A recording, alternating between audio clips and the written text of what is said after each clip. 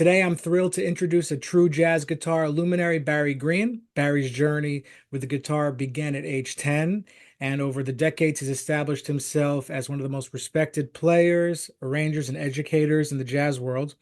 With 8 albums as a leader and a career as a professor at the University of North Florida, Barry's contributions to jazz are nothing short of extraordinary. His innovative teaching methods, widely celebrated video lessons, and numerous published works have inspired guitarists across the globe. And stick around as we explore Barry's remarkable career, his insights into jazz guitar, and what it means to be both a world-class performer and dedicated educator. So, Barry, good to see you. Thanks for being with me today. Oh, thanks for inviting me, Abe. And that was a really nice introduction. Thank you. Yeah, so my language arts teacher would be proud of me now. Absolutely. Absolutely.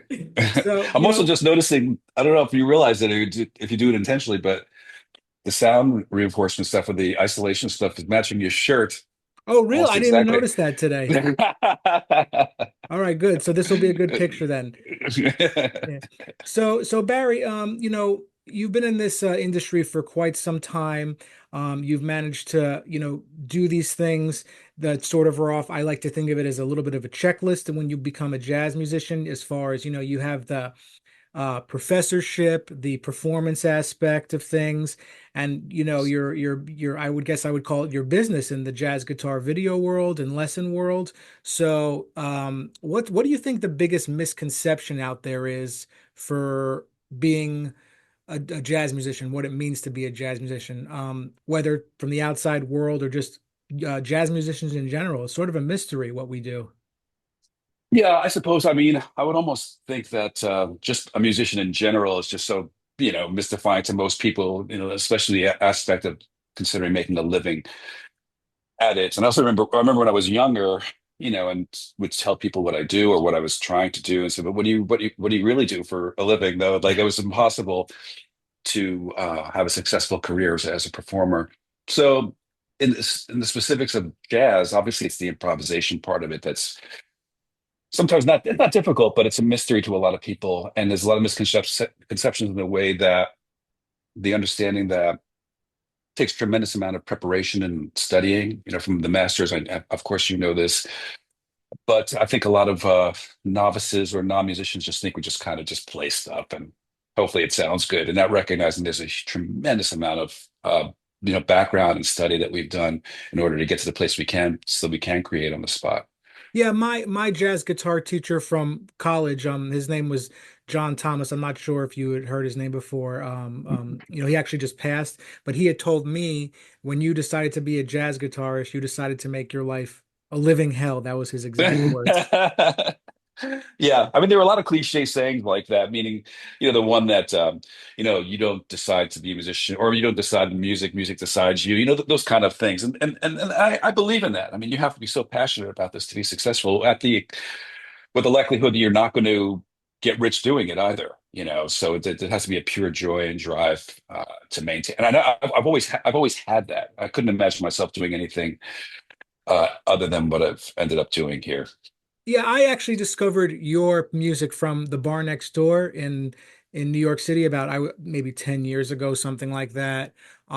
So walk me through what that's like because I know you're down in Florida. Walk me through Mhm. like when you're preparing to do a show like that, when the preparation, like do you come up the day before and shed, like how does that work? Because I'm kind of curious about Well, that.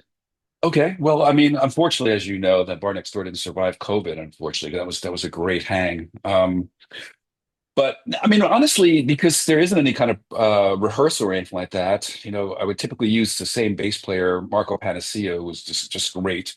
And it has to be somebody like that where you could just call tunes and he's going to know them, and there's going to be this level of musical dialogue that we can have in a real natural, easy way where there's no stress, at all. And he's ideal for that. I use a lot of different drummers, probably almost a different drummer every single time. So in that regard, there's no preparation. For me, I'll think about, 15 to 20 tunes that I might want to play. And of course, wouldn't be able to play all of those. Um, and I'll just start shedding them just so I feel completely ready to perform them. But as far as the trio itself in those particular gigs, there's no rehearsals. Matter of fact, There was one time, I'll just tell you the story. It was I was staying at a hotel close by, but I called an Uber. And unfortunately, it was like it was garbage day or garbage night, and this we were behind this garbage truck. It wasn't moving. I ended up like walking into the gig with 5 minutes before we start playing, Oh man. and Russ Malone is sitting at the front table, like literally 3 or 4 feet away from me, and I was so just, you know what it's like to walk into a gig just about late. I mean, later on, just about on time. You're frazzled. I remember thinking, "Oh, great!" So Russell Malone is sitting in the front row. One I time he remember was going the to the. only person at my gig there. The only person. Oh, really? Yeah, I was Yeah, just, he was such a good man, so supportive, to come rest out. his soul. Oh, absolutely. Yeah, lost a giant. But yeah, so the combination of those two things, like not having played with this trio before, and then having somebody that you really admire and respect sitting right in front of you. So, but to answer your question, there's really nothing in the way of prep other than me like deciding a bunch of tunes that I'm going to play. Yeah, and then even in those moments, you might decide, oh, I feel like playing this right now, which was True, something that happens. true.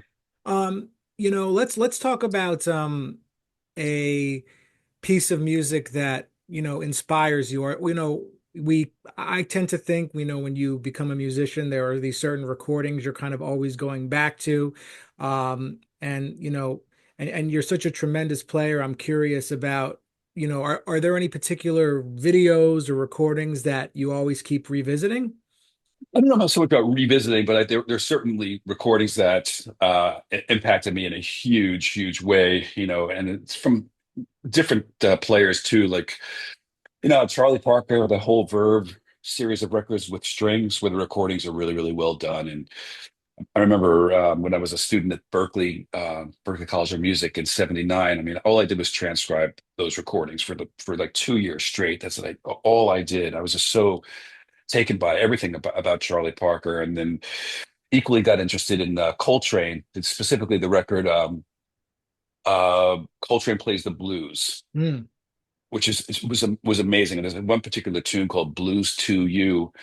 I remember, transcribing that. It was such a great way to bridge the straight ahead way of the Charlie Parker playing, and then introduce me to new harmonic possibilities, with substitutions and things like that the Coltrane was doing. And then the guitar players, of course, George Benson, Weekend in LA. That was sounds like a freaking amazing Well, that's record. really interesting to hear how And you talk about transcribing Coltrane and that record, because one thing I really admire about the way you play is, the way you move so effortlessly between, like almost like comping for yourself and then, playing single note stuff, but it kind of moves back and forth. And like that's maybe that's from like, listening to Coltrane with piano behind him, and that's coming it could through. be some, how it is. Some of it is out of necessity. You find yourself you're playing a bunch of trio gigs, sense that emptiness if you're just going to play single lines throughout the entire course of the tune. So it might be some of that too. But I was just going to mention that, like, at least like the Pat Martino El Hombre record is another one. Joe Pass Virtuoso was another. I'm probably forgetting something. I've been asked this question before, and I actually have like a little graphic that I made of my top five favorite records, or the ones that impacted me the most. But I think I've listed the ones that were most inspiring for sure. No, that's beautiful. I love to hear about, uh, when you name not just, guitar players and talk about all these other influences in the transcription. We make a lot of sacrifices when you choose to go in the route of being a professional musician. Uh, just all that time Yeah. that goes into it. What do you think the biggest sacrifice you've maybe had to make, to go down this path? Does anything come to mind? It's a great question, but I never felt like I was sacrificing anything. I probably, looking back, I recognize,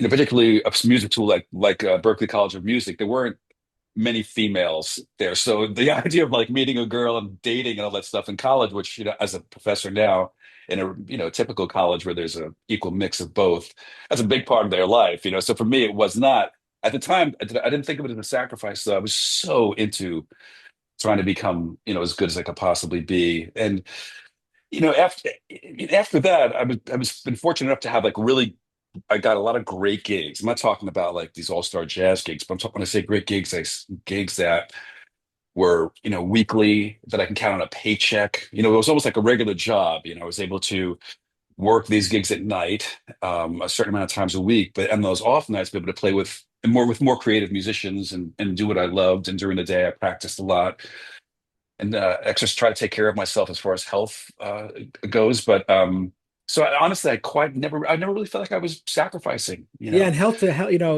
health is something that maybe goes overlooked by musicians, and that's why they don't have the longevity they probably should. Yeah. Yeah, and especially when you're young, that's not even on your radar at all, really. But yeah, as you get older, sure does sure does make a And difference. also, you mentioned Berkeley and you mentioned all these records. We pick up, lessons, music lessons, not just life lessons from all these unexpected places in our lives. What's the most, you know, out there or strangest place you've ever had inspire your music, you think? Wow.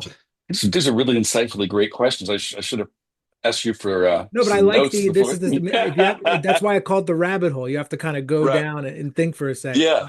Yeah. And I'm doing just that. It, I can't think of.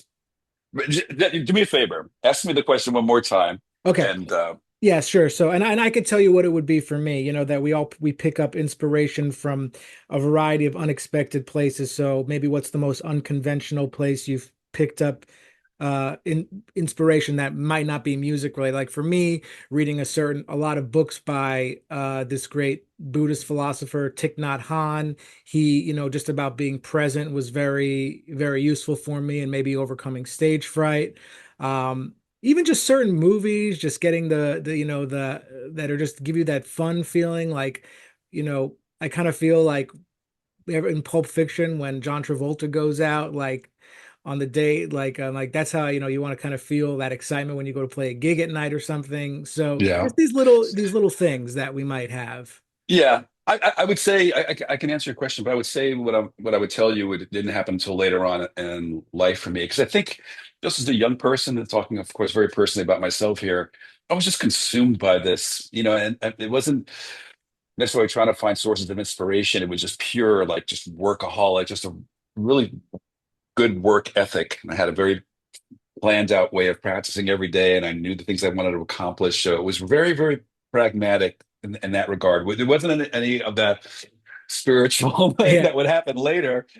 Because what happens, at least for me, once you become a musician, meaning once you've done all that work and you're freely, I mean, you're liberated from all the scales and the modes, you're just playing music all the time. That to me is when I'm more affected by what you're speaking about. And for me, it's more nature, I would guess. I have a kayak. I'm here in Florida, so obviously I can do this all year You get the round. But natural inspiration from the Sunshine State. exactly. Yeah, I mean, yeah, we're a little crazy over here, but the nature aspect of it is fantastic. So yeah, it's so peaceful, and I will bring these earbuds and listen to music, but a lot of times I'm just not. It's just listen to the silence and just relax out there. So I guess that would be it for me, just to kind of refuel your soul, kind of a thing. Yeah, and I love Florida too. I went to when I was down in Miami this past year. I went to go hear some music at this place. I wish I could remember the Lagny Opera House or something like that. But yeah, I mean, it was the just being out at night there and the feeling in the air and stuff. It was such an unforgettable night for me. Yeah, it is. It is pretty. I'm really far from I could be probably further from where you were. Jacksonville is the very northeast, so it's good over 300 miles away. Such a No, I huge lived in state. Jacksonville for a couple years actually. Oh, really? When? When I worked on cruise ships, we were stationed in Jacksonville, so What time? technically that was my address. What year was that though? When would that have been? 2006. Wow. Yeah, Wow. 18 Yeah. years ago. Yeah. But no, it's a great place. Let me ask you this. At this point in your career, you're to be still maintaining this active lifestyle as a musician and being able to contribute so much to the education world. I'm sure it's there's a great financial aspect of contributing too, but there's got to feel this like sense of like I have to like this is what I have to provide for other people that I didn't have. Is there any of that you think about? Yeah, of course I do. I mean, yeah, I mean, I'm 63 years old now, and I've been at UNF for 29 years. So I've been at it for quite a while. But yeah, I mean, I think at this point, most people know me from what you just described as being, a teacher, and I have created a tremendous amount of content out there, and I have a lot of conversations with people via email, almost routinely, daily, either asking me questions about the content itself or just saying to me, hey, I just want to let you know how much your lessons have helped me out. So yeah, I'm of course inspired by that, and we'll continue to do that for that reason. But yeah, I'd be lying to say if I'm not thinking of it in terms of also when the time comes that I do retire from UNF, it's a substantial amount of income that I can maintain throughout my old age. So there is, I'd be lying if I didn't say that that was part of it as well. But Sure, yeah, sure. super No, we inspiring to all, hear from everybody. yeah, no, but that's good. That to get those emails must be really rewarding. That helps you, Absolutely.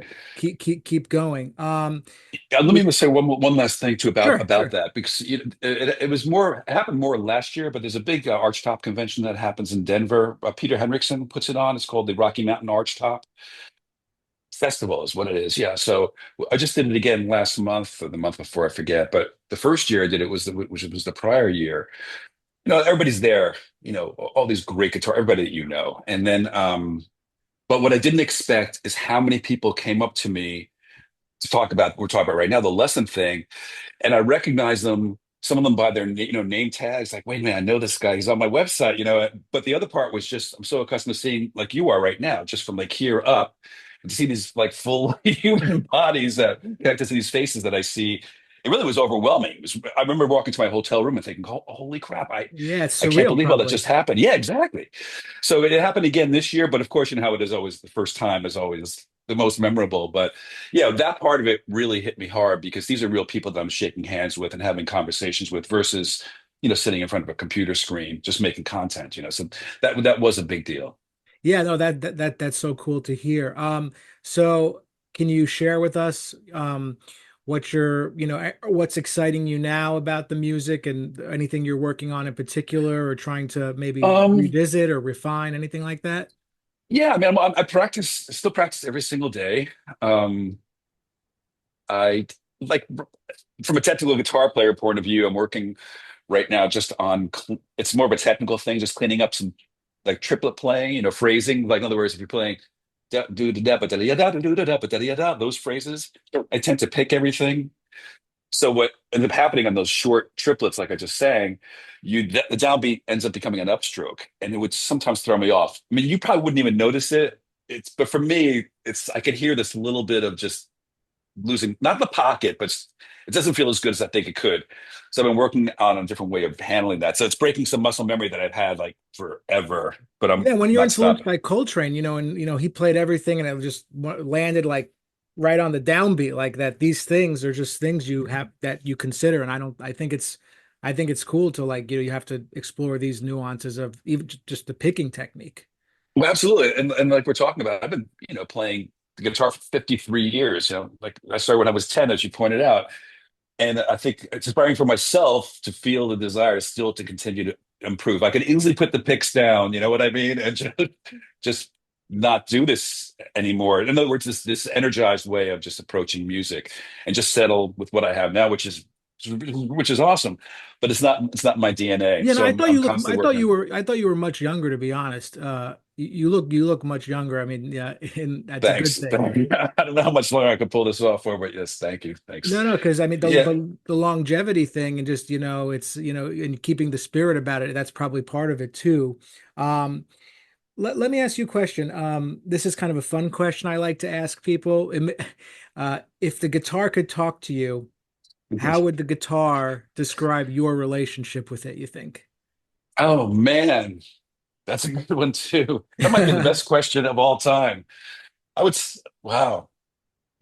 I don't know. What came to mind immediately, I had nothing popped out of my mouth yet, but what came to mind immediately it would be selfish, only because I'm using it completely to serve myself, Yeah. So I'm not really a good like mate. I'm looking over here because all the guitars are over on the side of me, but I'm not really great at maintenance, like keeping it clean and all that No, kind I of think stuff. it's. I asked myself the same question. Mine was like, "You're choking me," because like you're like, oh, you have to like, like I used to study with Pete Bernstein, and he like Oh really right man. into me. Like you have to like dig into the neck, like Mhm. but I mean, it was certainly helpful for me. But yeah, it's an interesting thing because this is it's an extension of ourselves, but it's a separate physical thing, and you have to have that Absolutely. relationship with it. So Yeah. you need so you're could be a little more diligent about, cleaning it and changing the strings and stuff. Yeah. And quite honestly, I think that if I don't get too attached to them, meaning that if someone took my guitars away, I would just buy another one. I'm not trying to say this like in some sketchy, weird way. Just saying that as long as it's set up properly, I'm sure you're the same way. I'll get the sound that I want out of it somehow or another, as long as it's a playable instrument. The setups are, and you live in a place with a lot of humidity, so it's like you probably have Yeah. to have more setups than the average person, I would imagine. Yeah, I don't know. I try to do most of it by myself, but like for instance, like right now, it's cool. It's beautiful. The weather is beautiful. It's like in the low 70s. It's been getting down to the 40s at night. But a few days earlier it was like 80 something degrees. So the tuning sometimes it'll be off by a half step. It's just insane. Yeah, The it's crazy. dramatic It's changes. what I'm also kind of curious about, Barry. You named these influences. All we talked about these jazz influences, and do you? I mean, I'm sure there's got to be bands like or classical music. You were other genres that have influenced you over the years. Can you talk about that a little bit? Yeah, yeah, sure. I mean, it's again, hey, these are really, really great questions versus the what kind of strings do you use kind of questions. So, Yeah. So, do you um, prefer the yeah, D'Addario, the flat wounds, or do you prefer the labellas? but I mean, that's a great question. As a child of the '70s, I still, if I hear like Led Zeppelin come on the radio, I think they were like one of the greatest rock bands ever. So, and I love just the rawness of the way Jimmy Page played the guitar and just the pure joy that comes out of it. I'm getting chills as you're saying this because that was the first time I got the chills for music was from Page. Yeah, it's terrible to see people write negative stuff about technique and all that kind of junk when, man, the guy's so inspiring. But to this day, right now, I still really love R&B, soul, music. And I love people like Brian McKnight, those kind of just really great singers and the tunes that have harmonic motion in them, like something like Stevie Wonder, for instance, where these probably will become the new jazz standards one day. You know what I'm talking about because Yeah, it's yeah. actual harmony in them, and it's not just a four chord tune or whatever.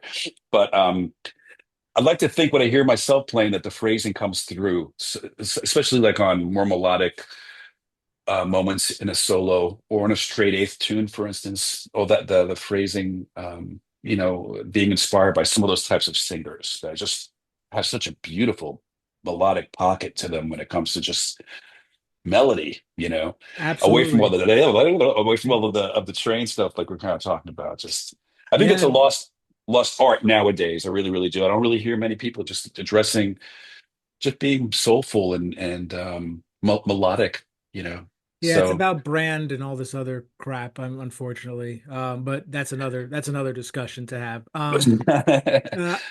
Barry, like you went to Berkeley and you finished Berkeley, and which is a rarity, especially. I didn't finish. Oh, you didn't finish Berkeley. I went 2 years and then finished up at William Patterson Oh, okay, that's College. what it was. Yeah. Okay. Mhm. Still tremendous jazz program. Um, Yeah. but to go to go to these universities and you to go and to finish and to still be here today, you got to be self-assured when you're younger. Like, when did you know, like, this is what I'm going for? Like, was there a defining moment, or maybe something like a light switch went off when you heard a certain recording or something? Like, when did Man, it happen for you? honest, Abe. I think a lot of it just had to do with when I was as a kid, was very very shy. I wasn't a great athlete, and was teased a little bit in high school, like a lot of kids are. And when I discovered the guitar, this is just a friend of mine was playing some Beatles tunes on an acoustic guitar. This would have been, like in the early '70s, mid '70s, whatever.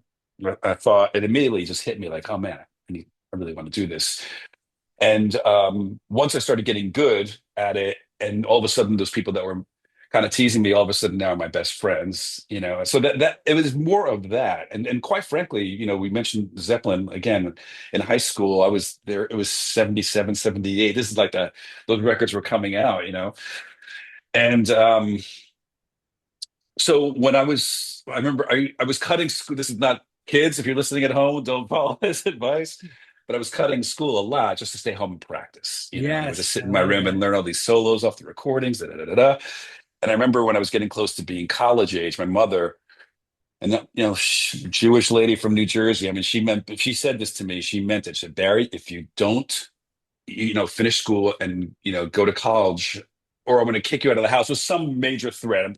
You know, forgetting exactly what she said, but it did put the fear of God in me, so to speak. And I remember started taking lessons from a guy in Fort Lee, New Jersey, who just coincidentally just moved down here to St. Augustine, just south of here.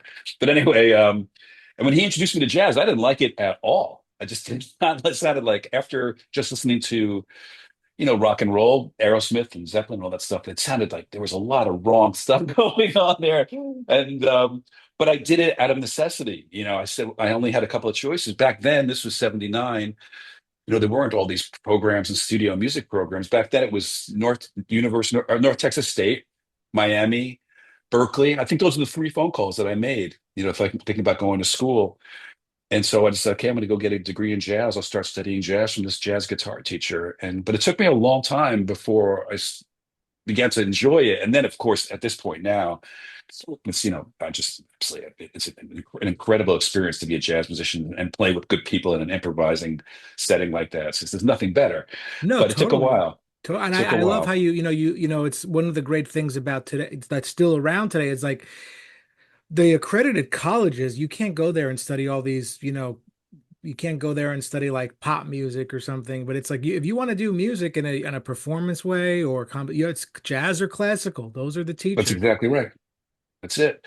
I mean, there are some little breakout programs. I think like University of Southern California, I believe, has like a studio music program, like kind of a hybrid kind of a thing where you are learning about music theory and jazz, but there's an emphasis also on training you to be a studio musician and getting on the road with a band, that kind of a thing. But like you said, almost all the programs are just as you described. It's classical or jazz. No, I You know, think they so need. I'm so happy that structure is still. They're not budging on that. If like William Patterson, it's like jazz or classical still to this day. right. That was a great experience, by the way. You know, and that when I was there, it was 83, 84, I believe, and Bill Stewart was a classmate as well as Carl Allen, two amazing drummers. It was so crazy to think that Carl Allen was not the best drummer, you know, meaning that we had two heavyweights there, you know, at all times. No, This was such a great those place. guys are killers. I know, that's what I'm Yeah. saying. So you would think, like, without a doubt, that it would, you know, Carl would be the guy. But then all of a sudden, I'll tell you this story because it's a funny story. But I remember I was in an ensemble room practicing with the bass player. We were playing rhythm changes really, really fast, you know, like 22-year-olds do or whatever it was. And I didn't know Bill yet. Nobody had met him yet. He just knocked on the door. He's got this like fresh, like Iowa corn face, you know, looked like I said, he said to me, hey guys, can I play with you? And I said, I don't know, can you? Like, such stupid shit when you're a kid, you know? And of course, we ended up becoming great friends. But imagine, you know, it's a good thing I didn't know how good he was at That's that so time. funny. You know, oh, it's hysterical. But yeah, Bill was something else, man. Oh Wow. yeah, I mean, I just watch videos of him. There's a couple of videos on YouTube, like just like his like feats, and I just watched that. I'm like, wow, it's so amazing how he executes these different limbs and so musical. It Um, is, and I was when I was there. I mean, people started hiring. I'm like, that's when Schofield and Joe Lovano, people started hiring him as a student. You just watch this all with like absolute disbelief. Like, holy crap, man! Yeah, yeah, it's definitely. amazing. Barry, before we wrap up, I wanted to ask you one more question. So at this point in your career, on November 22nd, 2024, I'm looking at the calendar. What are you most grateful for in your career now, looking back? Um, well, obviously, you know, having as you put it as a professorship, that more than anything added a level of stability that most jazz musicians are never gonna. are never going to have, to, one day, go from playing gigs, $100 gigs and figuring out how you're going to pay the rent to having a 401k and a health plan. It was amazing, so from that perspective of just, life and being able to live a pretty stable life. Certainly is that having that gig, and like I said, it's been just about 30 years Yeah, that's now. amazing.